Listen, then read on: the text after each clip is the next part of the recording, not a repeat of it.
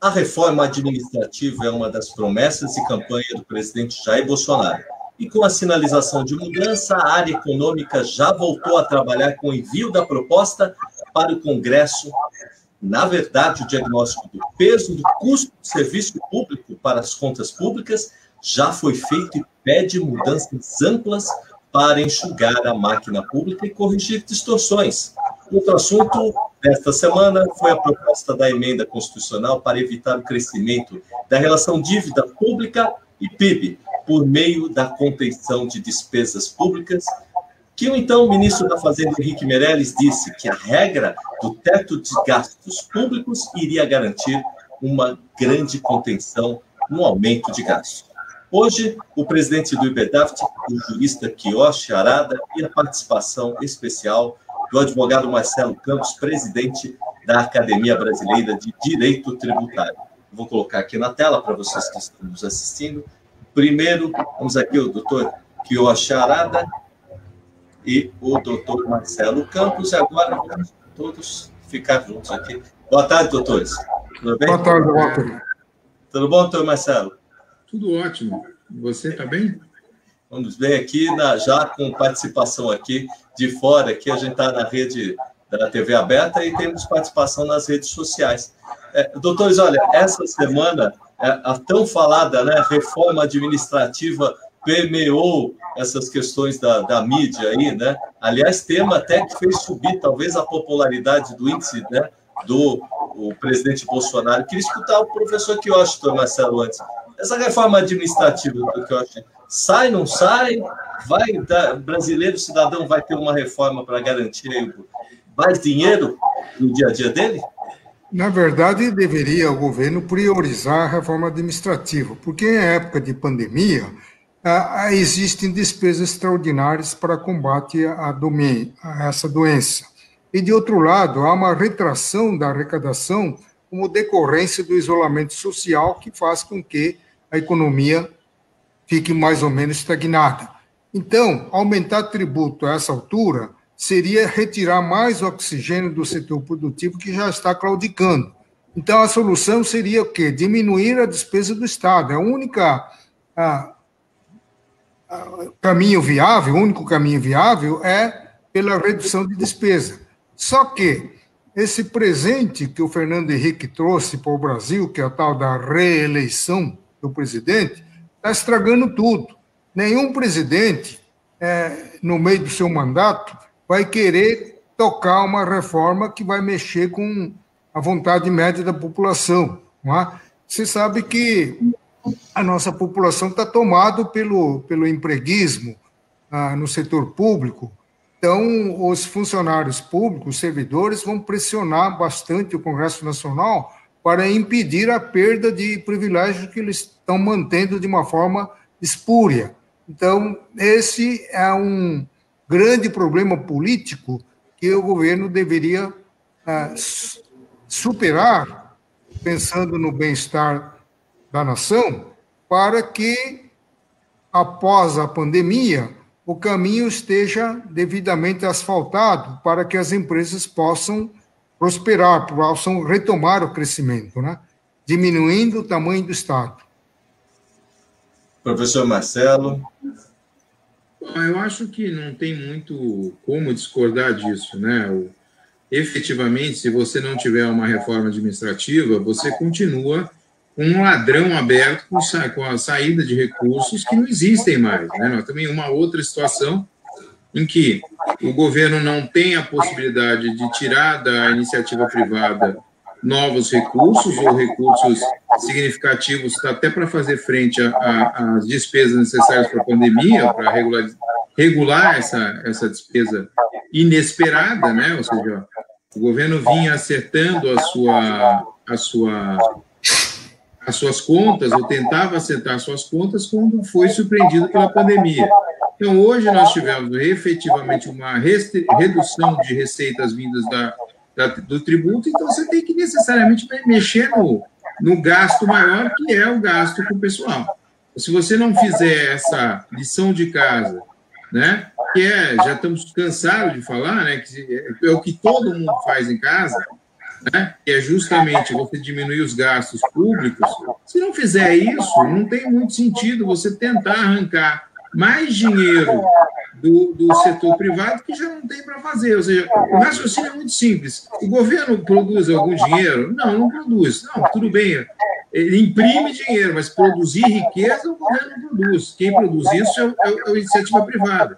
Se você transfere isso para o Estado, tem um limite, né? Ou seja, ou você reduz o gasto público, e aí, evidentemente, que o gasto maior está no salário, né?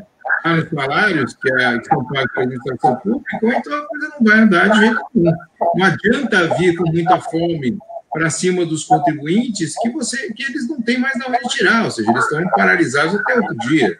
E alguns ainda continuam trabalhando com redução de jornada, ou seja, você não está pleno, o setor privado não está produzindo tudo que pode ainda, em função da pandemia. Você tem restrição de horário de funcionamento para empresas, para prestadores de serviços, e todas essas restrições diminuem a produção de riqueza no país. Diminuindo a produção de riqueza no país, você não tem como alimentar o Estado. Então, ou o Estado reduz a despesa, ou então ele vai enfrentar sérios problemas. Professor Kiyoshi, até eu falar agora, essa questão do teto dos gastos, aí até o presidente Bolsonaro essa semana admitiu, disse que ele estava pensando em exceder o teto. E disse ainda, numa live na sexta-feira, que por conta da pandemia já furou 700 bilhões do orçamento. Essa questão de infringir o teto dos gastos, ela é tão relevante assim, né? Como é que o brasileiro entende? Um monte de tempo, talvez quem não conheça muito a área de orçamento público não possa entender. Esse teto de despesa está virando uma piada. No governo Michel Temer, fizeram contenção de despesas, congelamento da despesa pública por 20 anos consecutivos, como se o mundo fosse estático, como se novas exigências não viessem a direcionar o Estado a investir mais, gastar mais no setor social. Então, isso é uma piada. Tanto é que, uma vez aprovada essa PEC, acho que era PEC 20, uma vez aprovada essa PEC, as despesas cresceram, aos olhos vistos. Então, não é uma medida legislativa a nível constitucional ou nível ordinário que vai conter as despesas. A contenção de despesa está na vontade política do governante, não só do governante, como também do chefe do Poder Executivo, chefe do Poder Legislativo e chefe do Poder Judiciário. Não vejo por que cada ministro tem que ter 25 assessores, ou cada deputado tem que ter 27 assessores. Entendeu? Isso não existe. Nós, advogados, conduzimos o escritório de advocacia, que tem um movimento razoável, não temos mais do que 2 assistentes. Entendeu? Então, não há necessidade. Então, sem vontade política, não adianta ficar implementando. Não é? A despesa de pessoal na União está limitada a 50% da receita corrente líquida, nos estados e municípios 60%, mas por conta da pandemia foram suspensos esses limites da lei de responsabilidade fiscal. O que fizeram os governantes? Pegaram aqueles 60 bilhões que a União foi obrigada a injetar para os estados, por conta da perda de arrecadação do ICMS, por conta da política que eles próprios implementaram, ou seja, isolamento social horizontal, eles usaram aquele dinheiro para dar aumento do funcionalismo em geral. Ora, a flexibilização do limite de gasto para a despesa pública foi para possibilitar contratação em massa do pessoal médico, paramédico e enfermeiros. Não é para dar aumento para o funcionalismo público em geral. Então, com esse tipo de desvios, atos de improbidade, não há lei que contenha a despesa pública. Onde que está na lei proibindo você diminuir o cargo em comissão? Não há lei nenhuma fazendo isso, não precisa fazer emenda para diminuir os cargos em comissão.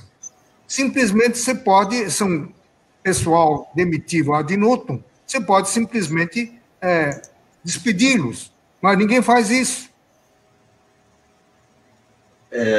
Professor Marcelo? Esse é um problema sério, né? Ou seja, eu vejo com bons olhos, você tem que ter teto, tem que ter limite para gasto, você não pode ter no Estado um saco sem fundo, né?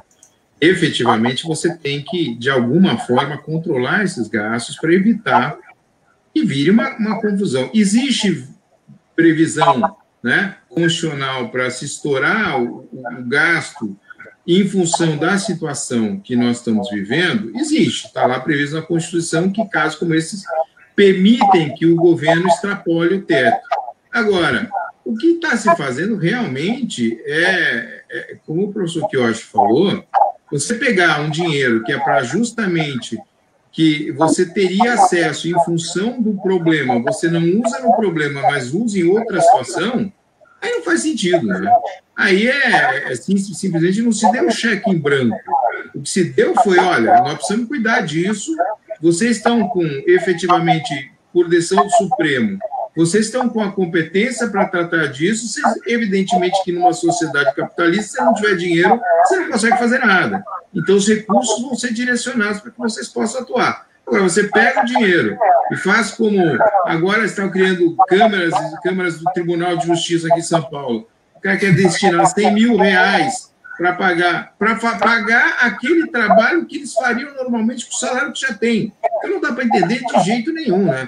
No meio da confusão, o cara desembargador ganha 100 mil para atuar nas câmaras excepcionais, sendo que aquele trabalho que eles fazem não é um trabalho além do que ele já faria. Então, não faz muito sentido isso. Eu acho que esse é o grande problema. Se não ter teto, é não ter limite. Limite tem que ter, evidentemente, que situações diferenciadas, situações anômalas, como a questão da pandemia, permitem que você extrapole o teto. O próprio texto constitucional prevê essa possibilidade. Agora, evidentemente que é para gastar com o problema e não para gastar com outras coisas. Professora, a gente tem aqui, o Paulo Guedes vai estar patinando, os principais assessores dele já estão saindo 2 essa semana, né? E estão acreditando que não vai ter mais sucesso. Inclusive, declarações dele, essa semana, falando meio que do pecado ao presidente Bolsonaro, falando do teto de gastos, né?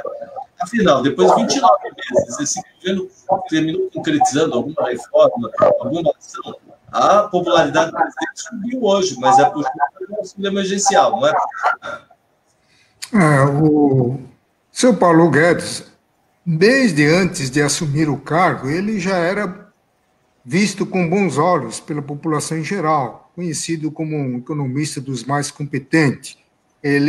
Então, ele inventou aquela tal de agenda liberal, que todo mundo gostou, depois de ter amargado o intervencionismo estatal por longo do tempo. Então, foi uma novidade. Agora, com o passar dos tempos, os principais assessores perceberam que ele não tem nada de prático, ele é mais teórico, não consegue implementar propor medidas legislativas concretas para resolver os problemas da nação, não é? Assim como eu próprio, eu contava muito com a competência do ministro, mas até que chegou um ponto que eu vi que estava enganado, não é? Porque ele não fez nada, até hoje, de concreto que pudesse tirar o país desse buraco, dessa miséria, não é? Dizem que ele fez a reforma da Previdência. Não é bem assim. A reforma da Previdência, quem modelou, quem impulsionou, foi o governo Michel Temer. Ele só deu um empurrãozinho final, na etapa final, para conseguir a aprovação. O presidente Temer só não conseguiu a aprovação por conta das 2 denúncias absurdamente furadas que o ex-procurador-geral da República formulou contra o presidente, paralisando praticamente os trabalhos legislativos por conta da votação da licença ou não para processar o presidente da República. Então, foi isso que estragou. Agora, o ministro Paulo Guedes, por iniciativa própria, ele não fez nada de concreto. Quando ele apresentou essa proposta de unificação, todo mundo estava esperando com uma boa expectativa, foi uma surpresa, né? Quer dizer, em vez de simplificar, ele está complicando tudo, né? Em vez de diminuir a carga tributária está levando lá para as estratosferas. Até o nome ele mudou, que a Constituição fala em contribuição sobre faturamento e receita. Ele botou lá contribuição sobre operações relativas à circulação de bens e serviços, como que tentando já ampliar a base de cálculo, entendeu? Então, ele seguramente não fez nada de bom, assim, em termos concretos. Professor Marcelo?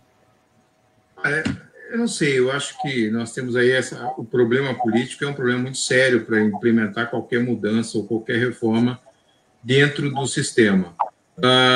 Definitivamente, a reforma tributária nos moldes como o governo propôs agora, a questão da CBS, realmente cria um problema, cria mais problema do que soluciona. Em relação à saída das pessoas que faziam parte ali, o Salim Matar e o outro secretário, nós tivemos, o que me parece, na verdade, dentro de uma avaliação que eles fizeram, e talvez até por desconhecer a máquina pública, né, porque trabalhar na iniciativa privada é muito diferente de trabalhar na iniciativa pública. O que o Fernando Henrique chamava de engessamento, de fato existe, mas é uma consequência direta da necessidade de garantir a legalidade dos atos da administração. Então, não é a mesma coisa. Não existe efetivamente uma relação diferenciada quando você atua na área pública e na área privada. Agora, o final das contas, assim, no frigir dos ovos, essa saída, ela está sendo muito bem utilizada pelo Paulo Guedes, né? A gente observou aí que com essa saída e a forma como ele tratou essa notícia, ele mesmo está falando em debandada e tudo mais, ele jogou uma pressão bem grande para cima, ou seja, pressão política muito grande para cima do presidente. E aí ele teve logo que falar, não, nós vamos fazer a reforma administrativa sim, nós vamos fazer as reformas, vamos dar continuidade à venda lá da Eletrobras e de privatização, né? As privatizações, o outro secretário que saiu era em conta de demora, né, em se tomar posição em relação a isso, ele acabou pressionando bastante, tanto que o Maia, na sequência que o Guedes falou, ele foi dizendo, olha, manda para cá que a gente aprova, né, a reforma administrativa. Então, assim, eu acho que politicamente ele sai muito bem dessa história. Agora, a ação, ou a atividade dele, eu diria, não é atividade, né, assim, o trabalho dele até agora no Ministério, eu acho que tem deixado a desejar, assim, se esperava muito mais do ministro Paulo Guedes. Eu acho que é, sobretudo depois que ele apresentou a reforma tributária, o projeto de reforma tributária, que demorou tanto para sair aquilo e agora parece que assim, e sai aquilo e sai fatiado e a gente avalia uma parte, mas a outra parte ainda não chegou. Essa história toda de mandar isso fatiado não faz o menor sentido. Por quê? Porque nós temos outros dois projetos e a gente tem que olhar isso e ver, de fato, o que sobra disso. Né? Eu acho que realmente está deixando a desejar. Mas, particularmente, eu gostei da saída política dele nessa situação aí, da saída dos dois secretários. Eu não posso deixar de perguntar, porque eu acho que o Marcelo falou de fatiamento, eu tinha que esperar. Não sai nada, né? O fatiamento em si, Marcelo, não é coisa ruim. Quando se parte para um novo sistema, é um perigo você fazer igual o PEC 110 ou 45, botar tributo federal, estadual, municipal num saco só e jogar isso. Por isso mesmo que a PEC 110 prevê uma transição de 15 anos e a PEC 45 uma transição de 45 anos, porque ele tem medo dessa mudança brusca de um sistema para outro e dar com burros na água. Então, o fatiamento tem essa vantagem de você ir incorporando os aspectos do novo sistema, aos poucos, vai assimilando. À medida que vai dando certo, ele vai avançando na reforma. Agora, botar tudo num pacote só, ou tudo ou nada, Isso é muito arriscado. Tão arriscado que eles estão prevendo 15 anos para você ir pagando pelo sistema antigo e sistema novo. Né? Então, isso daí fere a segurança jurídica e acaba onerando sobremaneira o contribuinte em termos de carga burocrática. Falando em fatiamento, saiu um artigo, doutores, no Brazilian Journal, do Salim Matar. O Salim Matar é o secretário especial que deixou, né, de desestatização, né? Ele cita assim, né, e desinvestimento e mercados e ministérios de economia, né? Essa é a secretaria dele. Ele afirma aqui que no governo procura-se defender o Estado, enquanto o correto, né, seria defender o cidadão. E citou a medida provisória a 902, quer dizer, está tudo invertido, né? Eu queria escutar um pouco do que ele falou, quer dizer, não se pensa no cidadão, se pensa mais em aparelhar a máquina pública e não ter as estatais, né? Quer dizer, enxugar a máquina. Isso está zero, segundo a visão do que ele falou. Queria escutar. Pode falar, professor. Não, realmente a estatização da economia está invertida. Pela Constituição Federal, o Estado só pode intervir diretamente na exploração da atividade econômica nos casos de interesse social relevante, definido em lei, e nos casos de segurança nacional. Então, existem certos setores, como fabricação de armamentos pesados, que devem ficar em mão do Estado, e não em mão do particular. E setores vitais, onde a iniciativa privada se mostra impotente em razão da envergadura do capital exigido para sua implementação, aí o Estado entra para suprir a incapacidade do setor privado. Agora, não é para transformar a atividade econômica, estatizar tudo, para usar as estatais como cabine de emprego, não é? E que, na verdade, são fontes de corrupção administrativa, corrupção política, porque aí há uma disputa para indicar o dirigente e os diretores, não é? Os apaniguados é que vão para lá. Então, isso está tudo errado. Agora, desestatizar, precisa ter um critério. Eu já ouvi falar em desestatizar o Banco do Brasil. Então, esse pessoal ignora o papel do Banco do Brasil, que é o primeiro banco que surgiu na monarquia, no tempo do Império, que é o executor da política de reforma agrária. Então, se você quer acabar com o Banco do Brasil, ele tem que apresentar um plano alternativo. Então, qual é a instituição que vai executar a política agrária e a política agrícola no Brasil? Banco privado? Nem pensar. Doutor Marcelo, queria escutar do senhor. Bom, o que ele fala, eu li essa manifestação dele e eu achei bem interessante, eu gostei bastante também, e realmente é o que você percebe, né? Ou seja, é difícil. Por que esses dois pontos são tão difíceis assim? Privatizar e a reforma administrativa.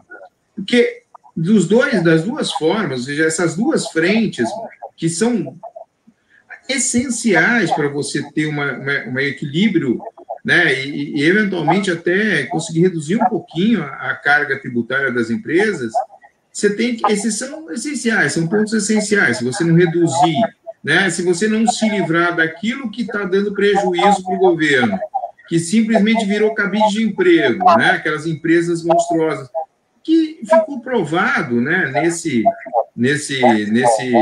escândalo todo do Petrolão, que é da onde sai o dinheiro, né? Ou seja, é tudo ali, essas empresas acabam virando fontes de recursos para viabilizar eleições.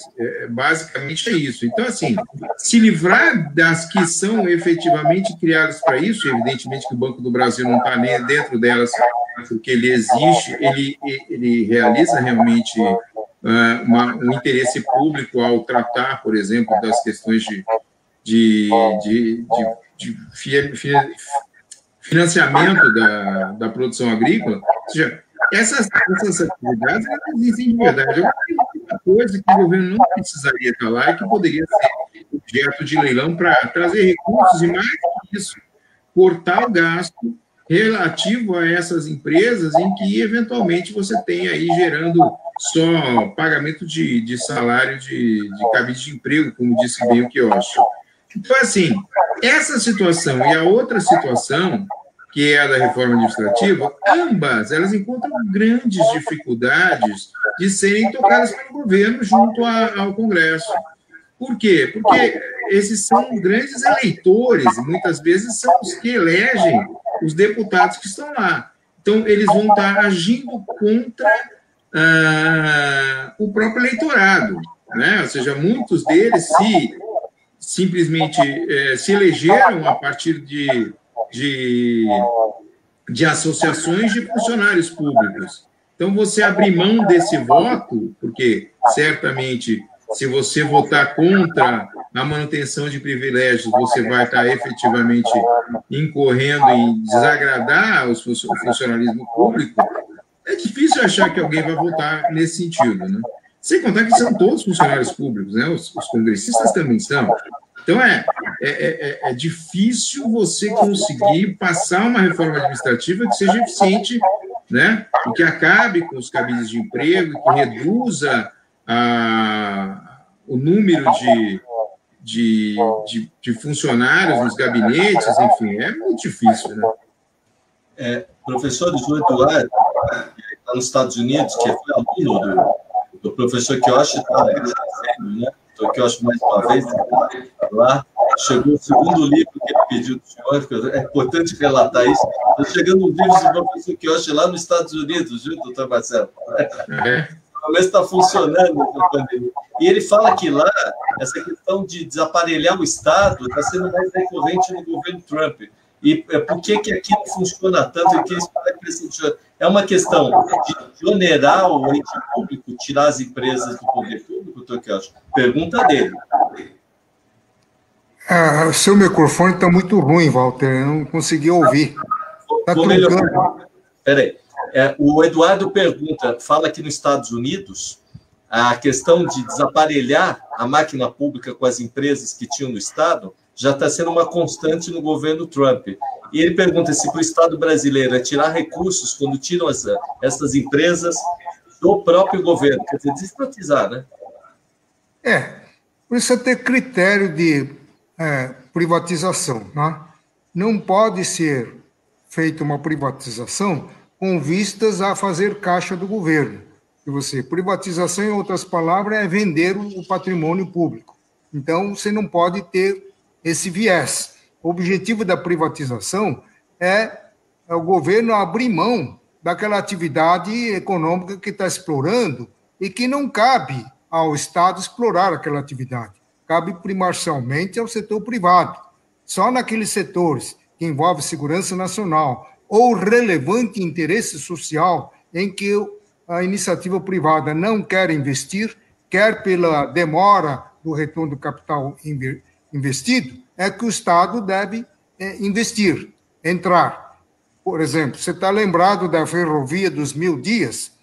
4 sucessivos governos militares tentaram fazer a ferrovia ligando o norte e sul, o que traria um progresso extraordinário para o país. E barateria o custo da transporte dos grãos, dos minérios, 100%. Agora, iniciativa privada não quer fazer isso, porque é um capital muito grande e o retorno vai levar um século, entendeu?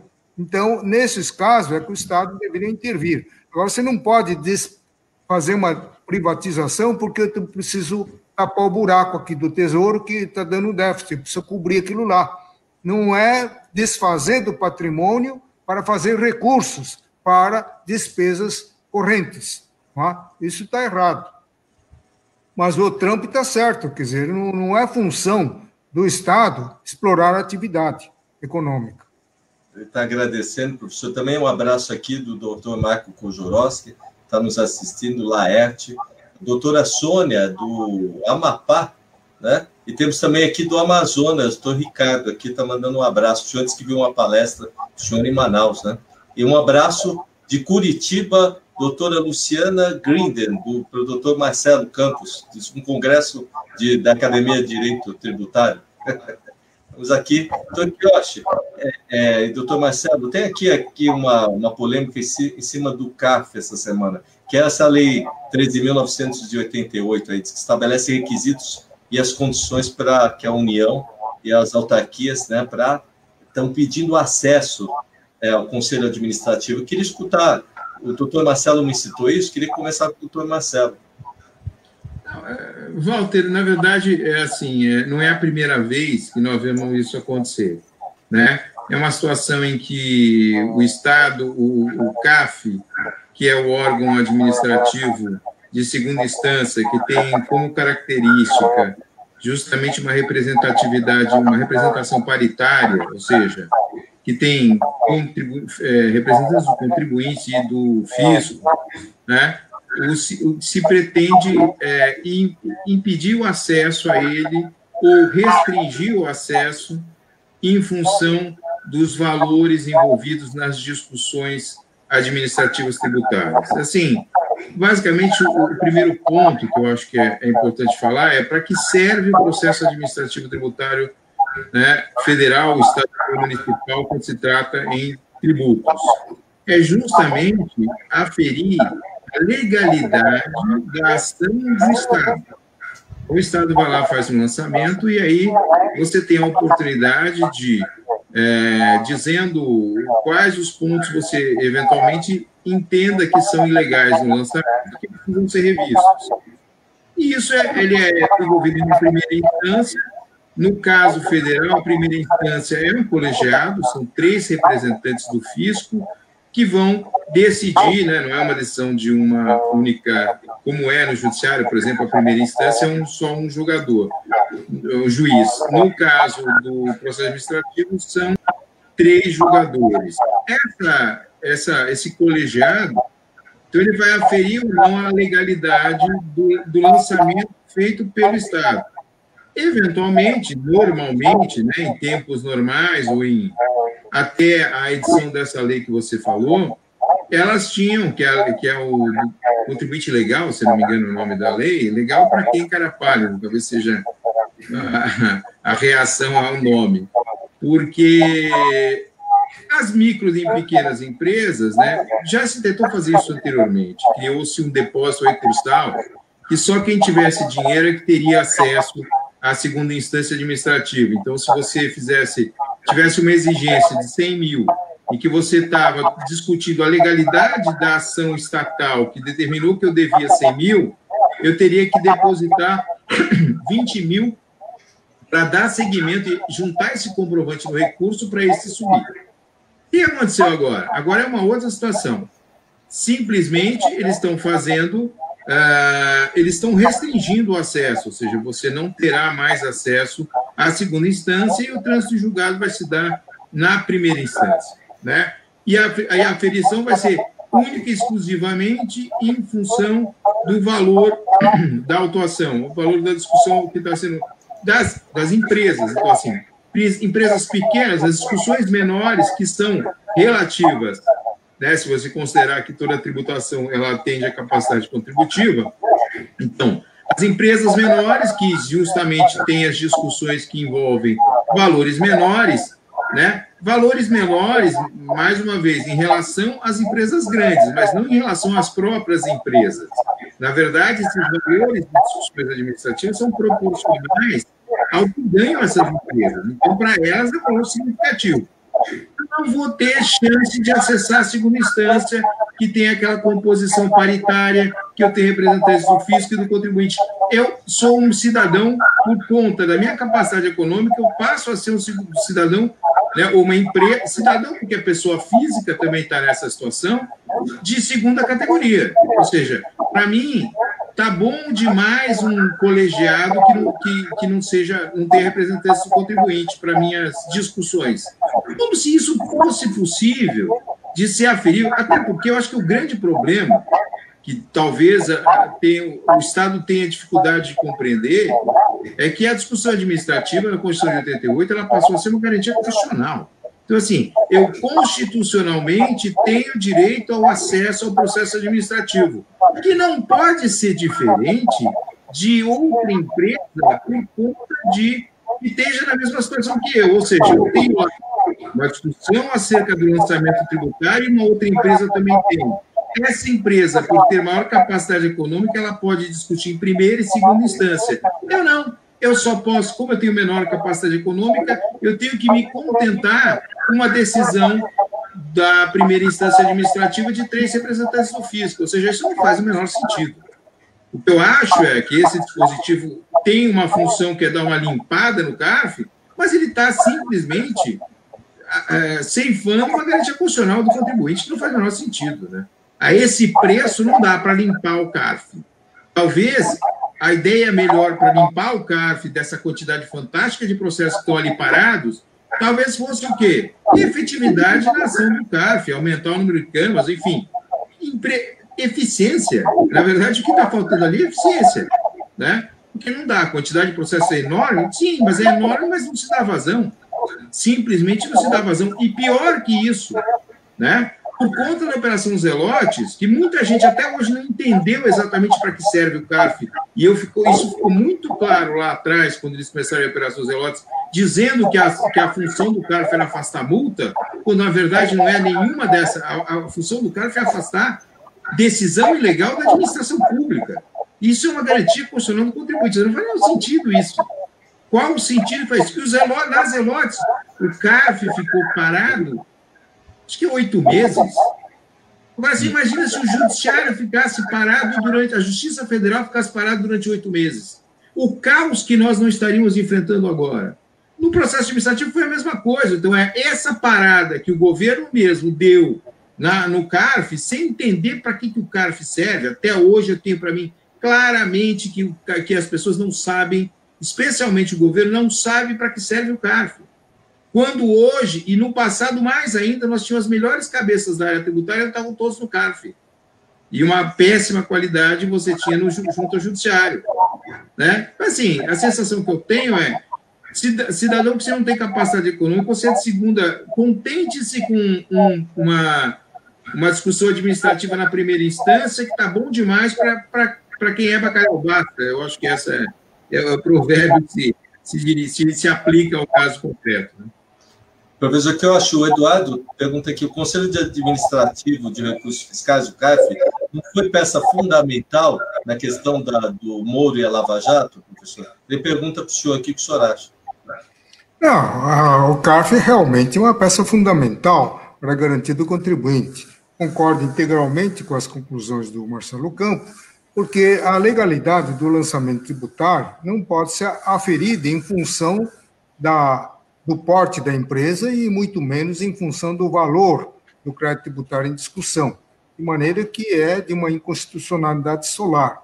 Agora, essa medida veio embutida no meio dessa lei que você citou, que é a lei de transação. A lei de transação me faz lembrar daquela antiga medida provisória do bem e a medida provisória do mal. Só que, neste caso, o bem e o mal estão no mesmo corpo da mesma lei, entendeu? Que é a chamada lei de transação, e de transação só tem um nome. Então, ele retira o recurso à instância superior, ao CARF, para tentar coagir, obrigar, direcionar o contribuinte a fazer uma transação tributária, o que eles chamam de transação tributária, entendeu? Só que é uma espécie de parcelamento específico, especial, voltado para créditos tributários podres, isto é, aqueles de difícil realização, créditos podres, entendeu? E não permite o desconto do principal. Então, isso não é transação. Então, a parte benéfica dessa lei é aquilo que defere ao contribuinte a tese mais favorável ao contribuinte. No caso de empate, então, considera-se favorável a tese do contribuinte. Isso daí é um negócio benéfico. Agora, essa do tirar o acesso do CARF é uma maneira de prejudicar, então é uma medida maléfica. Tem uma outra questão que beneficia, que é exatamente o que era, que até esqueci, que beneficia o contribuinte. Marcelo, você lembra? Eu lembro, não, de beneficiar, não, tem a transação, tem o que você falou agora, que é o voto... Não, então, que tem o voto... Tem um outro aspecto lá que beneficia. O fim do voto, né? O fim do voto... fim do voto Minerva lá. De Minerva. Então, isso daí beneficia, entendeu? Só que passou de um oposto ao outro. Em vez de o representante da Fazenda desempatar, agora praticamente não existe o desempate. Agora, o voto de Minerva, por si só, ele não é um mal. O mal está no aparelhamento do CARF à Fazenda Nacional. Isso que está o mal. Porque antigamente, no tempo do Conselho Contribuinte, nós tínhamos decisões de desempate proferido por presidente do Conselho que eram favoráveis ao contribuinte. Tinha várias decisões favoráveis ao contribuinte. Porque representante ou não da Fazenda, não interessa, quando ele é investido no cargo de julgador, ele exerce uma função imparcial. E o CARF não está nem subordinado à Secretaria da Receita Federal como os julgadores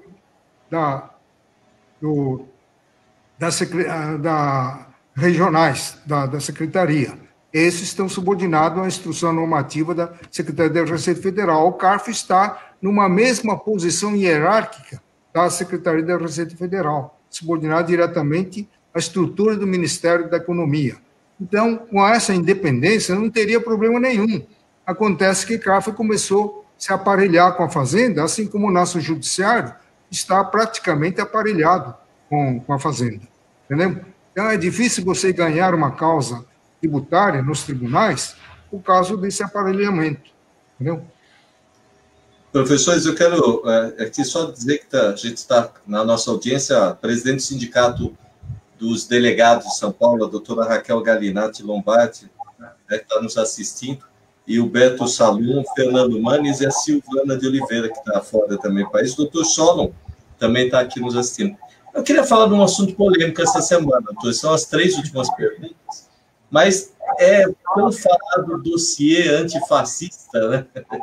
Ele permeou aí entre a área do nosso Tribunal de Justiça, política, a parte de todas as emissoras. O que o senhor está achando disso, doutor Quioche? Vou começar com o senhor primeiro.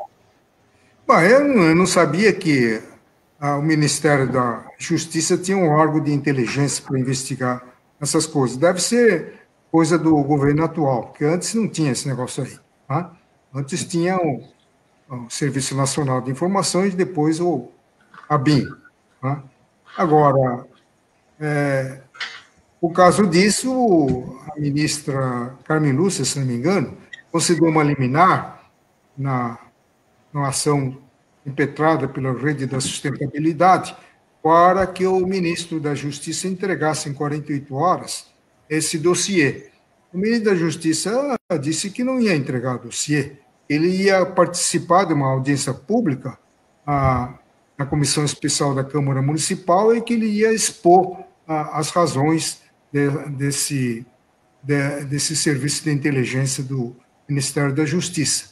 Então, isso daí gerou um impasse político, né? Porque o Supremo Tribunal dá uma ordem e o ministro descumpre, dizendo que não vai entregar e que vai prestar contas do que ele fez perante a Casa Popular. Né?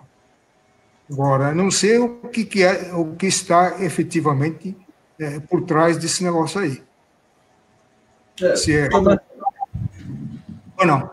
Mas, eu escutar, mas o meu pai e o senhor que viveu também, eu, Marcelo, já são, né, a gente soube dessa ditadura militar, isso aí não é uma censura, não. Esse tipo de informação pode. E não está garantido na Constituição que não pode ter movimento fascista, né?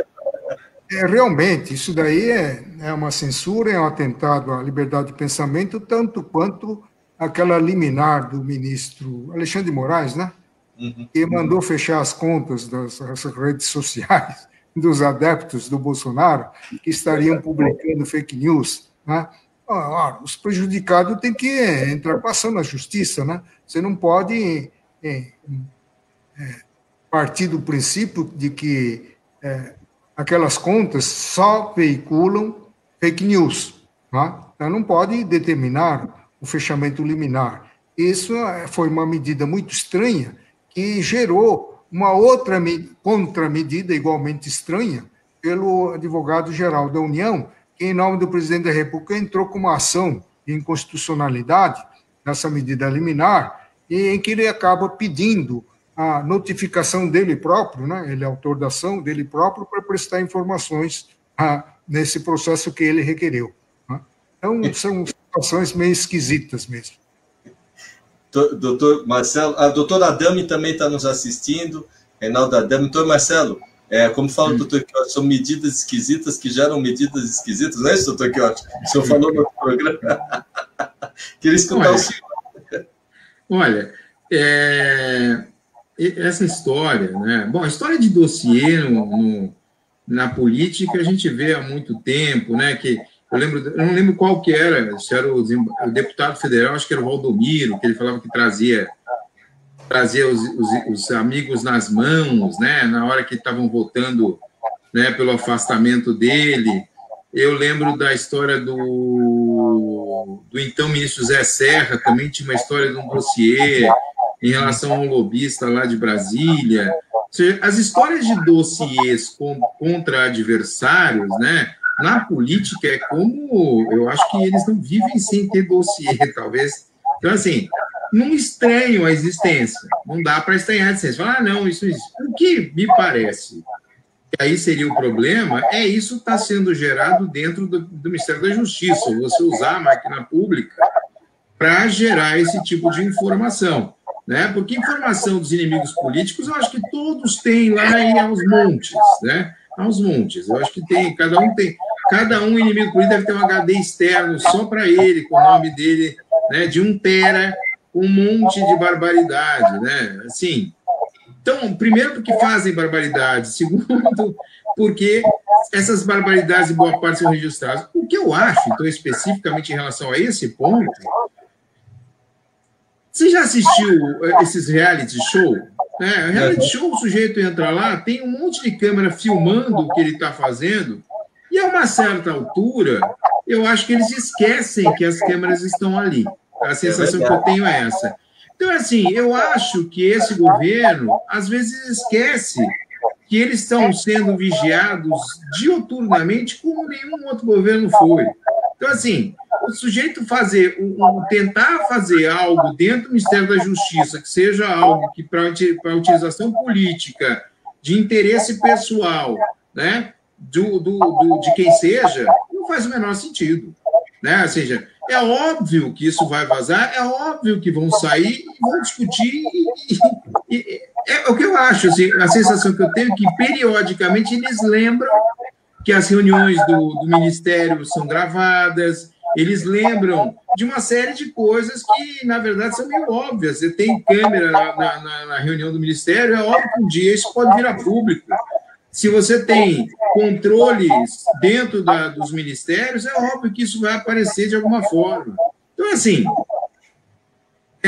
o que eu acho é isso. Eu acho que o problema todo, hoje, é justamente você pensar que ninguém sabe nada, que todo mundo tem inocência e que, efetivamente, a notícia em si, ela parte da existência do dossiê. A existência do dossiê não é notícia. O que é notícia é como é que você faz isso dentro do Ministério da Justiça, né? Eu acho que esse é o grande problema. Gostei do Big Brother. O doutor Marco Antônio Zito, que foi procurador, que é procurador, está mandando um abraço aqui. Doutor Quiotti, é Big Brother mesmo, né? Então, o Recupta já esqueceu até do microfone. E teve a reunião do dia 22 de abril, né, doutor Quiotti? Aquela reunião ministerial sinistra, né? Pois é. São coisas estranhas que acontecem. Hoje em dia, parece que espionagem, informação, né, é a moeda da vez, né? Todo mundo está investindo em informação, câmera para tudo quanto é lado, quer dizer, à medida que vai avançando a tecnologia, o cidadão vai perdendo a sua privacidade, né? Tudo que você está fazendo, está falando, está sendo gravado. Alguém tem sempre algum órgão escutando, né? E não tem mais esse negócio de autorização judicial para quebrar o sigilo, entendeu? Professor, agora para a última, né? Porque hoje na média, né, o índice de popularidade do presidente, já falei 3 vezes, do presidente Bolsonaro está melhor nos últimos meses, né, nos últimos 3 meses. Eu não sei como é que faz essa média, mas também diz que não é um índice tão alto quanto o da presidente Dilma e o presidente Lula, né? E aí estão se falando, ele mudou, ele era contra totalmente o Bolsa Família. Depois aí teve toda essa história do auxílio emergencial, né, que era 200, virou 400, 500 e depois virou 600, o Congresso conseguiu, ele deu a cartada final, né? E agora ele quer colocar aí para essa história toda um auxílio, seria, qual é o nome mesmo? Renda Brasil, de R$250, né? Quer dizer, todo mundo está pensando que está navegando em 2022, né? E a pandemia começou. Como é que o senhor vê essa questão dos gastos públicos? Porque ele vai ter que manter isso, né, pelo menos mais 2 anos, né? Ele estava preocupado com o aspecto econômico, por isso que ele, contrariando a opinião unânime dos governadores e prefeitos e da opinião dos médicos, dos sanitaristas, ele não queria o isolamento social horizontal, ele queria manter a atividade econômica de uma certa forma controlada, para fazer andar as duas coisas juntas, a saúde e a economia ao mesmo tempo. Os governadores se fecharam em torno do isolamento, respaldado na decisão do Supremo Tribunal Federal, dizendo que isso é um problema que cabe ao Estado e ao município decidir. Não é? Então, aí houve um descompasso. Então, a preocupação dele era legítima, porque um dia os recursos da União vão acabar, e aí como é que fica? Então, na falta de criatividade, eles estão mudando o nome dos programas já existentes, a Bolsa Família, agora Renda Brasil. Eu me lembro que quando houve uma novidade no setor rural, que era a política de eletrificação do setor agrícola, aí alguém pegou esse programa aí, um outro governante, e mudou de nome, política da Boa Luz, vamos levar a Boa Luz para a fazenda. E, quer dizer, os nomes vão mudando, não é nada criativo. Agora, eu não tenho nada contra a política de inclusão social. Agora, o problema é que essa política de inclusão social está gerando corrupção. Você vai ver um monte de assessores parlamentares beneficiários da Bolsa Família. Tem, inclusive, militares da reserva beneficiários da Bolsa Família. Tem gente aí que está morando em um apartamento de luxo, é beneficiário da Bolsa Família. Tem não sei quantos mil mortos e enterrados recebendo Bolsa Família. Então, isso que é ruim. É tão ruim quanto o fundo eleitoral. Entendeu? Quer dizer, a Constituição mudou, a Constituição foi clara em dizer que partido político não é mais pessoa jurídica de direito público. É pessoa jurídica de direito privado. A Constituição mudou e o fundo continuou. Dinheiro público não pode ser gasto para a entidade particular. Então, isso é que está errado. Entendeu? Então, meios para você economizar o dinheiro e canalizar os recursos para os aspectos essenciais da sociedade existe. Só que ninguém quer botar dedo na ferida.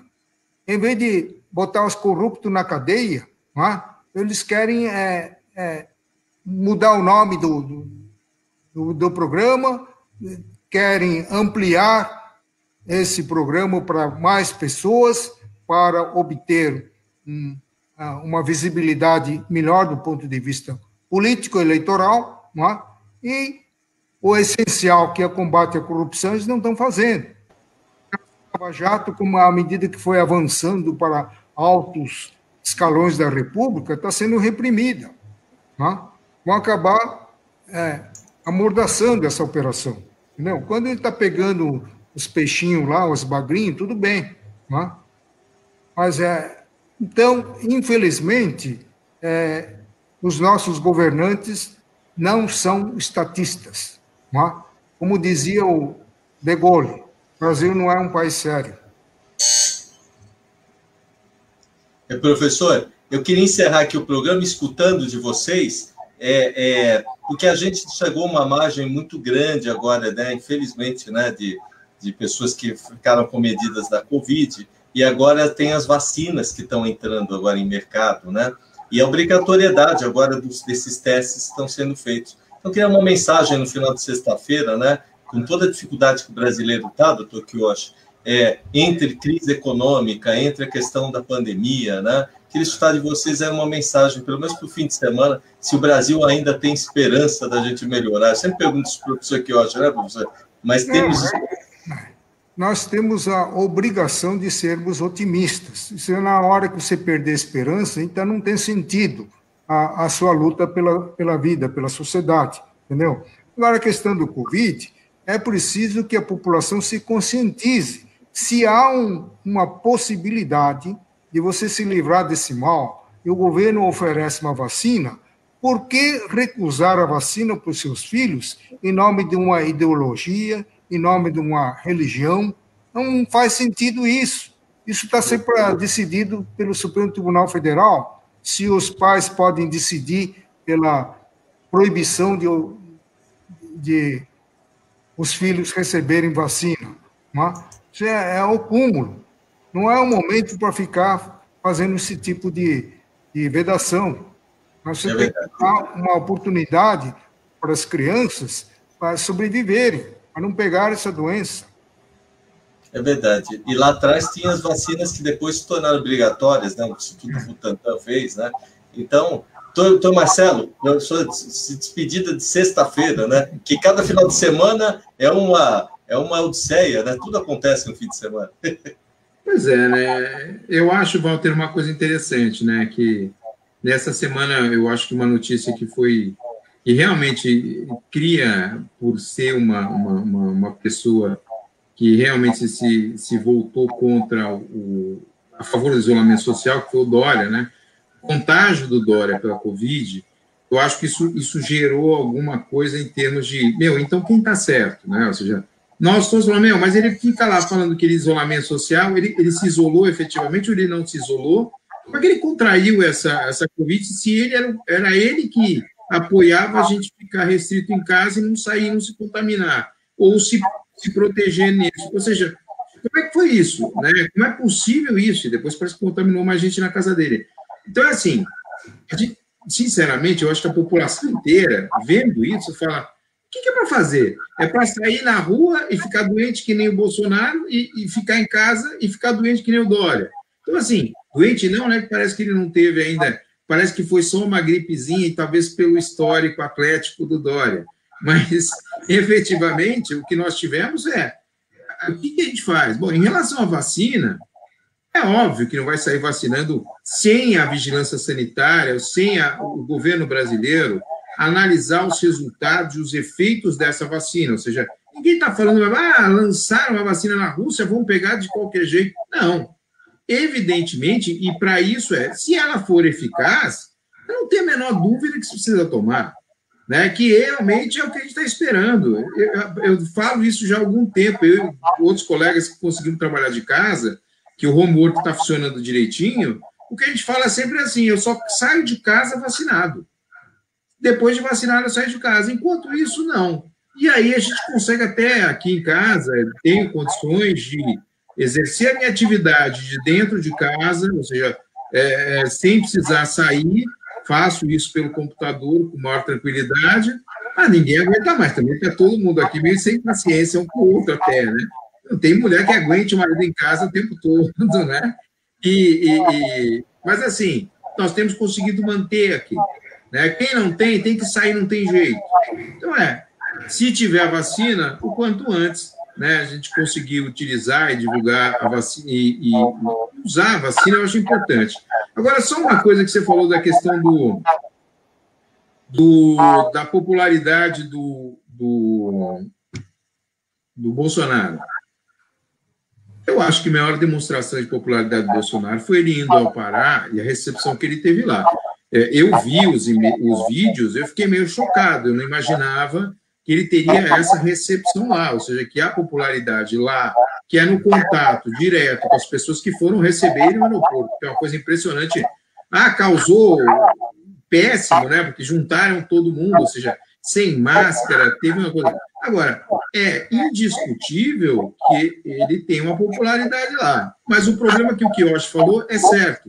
Desde que inventaram a reeleição, eles atrapalham o governo de quem está eleito. Porque ele já passa a se preocupar com a outra eleição. Eu acho que talvez, assim, a mensagem para o final de semana é: tomara que não aconteça nada esse final de semana, que seja tudo tranquilo, não tenha nenhuma pandemia nova, não tenha nenhum problema, vamos ver se segunda-feira a gente chega tranquilo, porque hoje em dia é viver um dia atrás do outro, né? Vamos ver amanhã, tomara que não tenha acontecido nada muito ruim para nós, né? Professor Quioche, o doutor Marcelo falou certa vez que ele tinha dizendo que estava saudade do garçom e do barbeiro. Você sabe, Walter, quando eu falei isso para você, eu estava com o cabelo comprido. Agora eu consegui. O barbeiro veio aqui em casa e me cortou o cabelo. Ele veio aqui para tratar do cabelo da minha mulher. Aí, quando ele estava aqui mesmo, eu falei, bom, já vamos ter um risco de contaminação.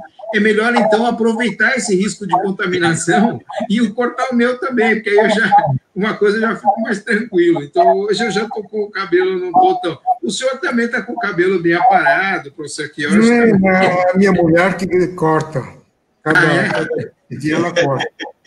Agora, que bom. A saudade mesmo é da massagem semanal. Você faz massagem é arriscado, né? Hoje em dia não dá, não. Só vacinado. Então, que eu queria agradecer muito, viu? A participação do doutor Eduardo está dizendo que o terno do senhor não é o pé de pulê, mas está um lorde, viu? De lá do... Queria agradecer a todos que nos assistiram, a doutora, a presidente do Sindicato dos Delegados, estão aqui mandando um abraço, né, o doutor Zito. Um abraço para o senhor, porque vamos ver semana que vem, né, doutor Marcelo? Se a gente não tem nenhuma novidade, pelo menos o Bolsonaro não tem mais ido à praça nenhuma no fim de semana, né? Parece que está dando tempo, né? Está dando tempo. O Temer está passando por lá, foi para o Líbano, está resolvendo a situação. A popularidade do presidente cresce e a nação vai afundando, né? Mas eu fico muito satisfeito de ter passado, a gente está passando todo esse momento, né, difícil, mas ter aí nessa integração de comunicação. Como falou o Eduardo, ele espera sexta-feira, ele está nos Estados Unidos, viu, doutor Marcelo? Sexta-feira para ver o doutor Quioche, a eloquência, como ele escreveu aqui, fulminante dos comentários do doutor Quioche. Então, é verdade, Quioche não tem papas na língua, não. Ele falou que ele bate duas vezes, uma no casco e outra no casco de novo. Queria agradecer ao senhor, viu? E vamos estar aqui na semana que vem, viu, doutor Quioche? Estou Marcelo convidado de novo. Tá bom. Abraço, doutor Quioche. Obrigado, Walter. Obrigado, Marcelo. Obrigado, Quioche. Obrigado, Walter. Bom final de semana para vocês. Para vocês também. Até logo. Tchau.